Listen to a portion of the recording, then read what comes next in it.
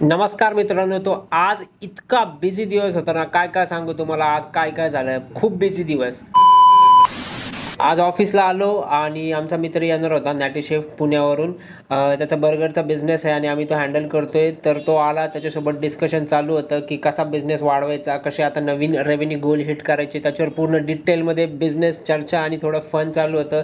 खूप गरमी होती मारण्याची, त्याच्यामुळे बाहेर येऊन थांबलो होतो आणि त्याचे काही ॲडमिशन्स चालू होते, त्यांचे थोडं हँडल केलं, थोडं कॉल्स वगैरे केले. ते आमचं रोजचंच काम चालू असतं. त्यांनी थोड्या गोष्टी सांगितल्या की काय करायला पाहिजे, काय नाही करायला पाहिजे. एकदम डिटेलमध्ये आमचं डिस्कशन झालं. मग मी आलो जिममध्ये 4 वाजता बरोबर. आणि आज मला एक्सरसाइज करायची होती लेग्सची, त्याच्यामुळं आज तर बाबा बाबा वाटच लागणार होती. जेवढं झेपल तेवढं मी माझं लेग्सचं मशीनवर 100 kg लावलं आणि लेग्स मारले. इतका घाम आला होता, कारण की तुम्हाला तर माहिती केवढी गरमी होती. आणि त्याच्यानंतर संध्याकाळी मला बॅक टू बॅक 3 पॉडकास्ट होते.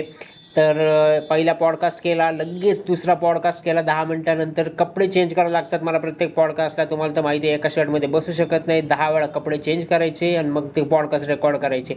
आणि त्याच्यानंतर माझा अजून एक क्लायंट आहे, त्याचं थोडंसं काम केलं फेसबुकवर आणि ते सगळं सगळं झालं आणि एक बिझी दिवस संपला. तर भेटूया मित्रांनो पुढच्या व्लॉगमध्ये.